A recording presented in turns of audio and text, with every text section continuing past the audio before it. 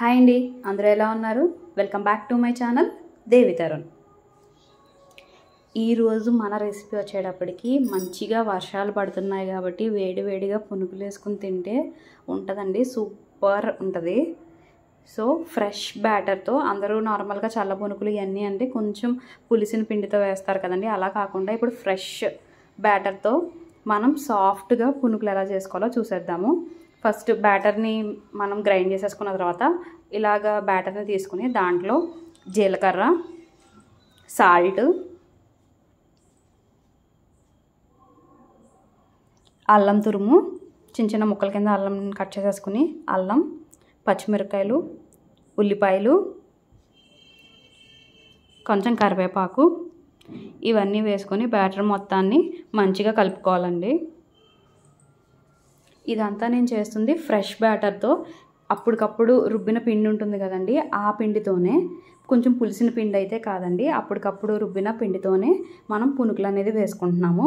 ఇలా మొత్తం కలిసిపోయిన తర్వాత మనం పునుకుల కింద ఒక ప్యాన్ తీసుకొని ఆయిల్ పోసుకొని, డీప్ ఫ్రైకి సరిపడా ఆయిల్ పోసుకొని ఆయిల్ అంతా హీట్ ఎక్కిన తర్వాత ఇలా మనం చిన్న చిన్న పునుకుల్లా వేసేసుకోవడమేనండి. వేసేసుకొని నీట్గా ఫ్రై చేసుకోవడమే. మనం కావాలి అంటే ఈ పిండితో ఫస్ట్ గారెల కింద వేసేసుకుని నెక్స్ట్ ఈ పిండిలోనే మనం కొంచెం బియ్యపు పిండి కలుపుకొని ఇలా పునుకుల్లా కూడా వేసుకుంటే బాగుంటుందండి. అప్పుడు మనకి 2 వెరైటీస్ అనేవి అవుతాయి.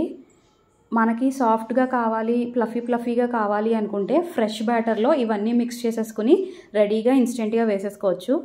లేదు అలా కాకుండా కొంచెం క్రిస్పీగా కావాలంటే మాత్రం మనం దాంట్లో కొంచెం బియ్యపు పిండిని కలుపుకోవాలండి. కొంచెం బియ్యపు పిండిని కలుపుకొని మంచిగా మొత్తం మిక్స్ అయిపోయేటట్టు కలిపేసుకున్న తర్వాత ఇలా పునుకుల్లా వేసుకుంటే అవి కొంచెం క్రిస్పీగా వస్తాయి.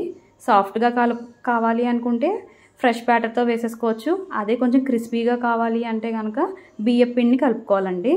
చూడండి మంచిగా కుక్ అయిపోయినాయి, మంచిగా ఫ్రై అయినాయి.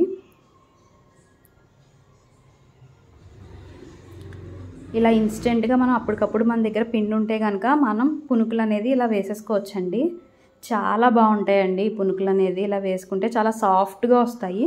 మనం బియ్యం పిండి కనుక కలుపుకుంటే కొంచెం క్రిస్పీగా వస్తాయి. ఇలా కూడా ఒకసారి ట్రై చేసేయండి. ఈ వీడియో కనుక మీకు నచ్చినట్టయితే please like, share and subscribe to my channel. Thank you for watching.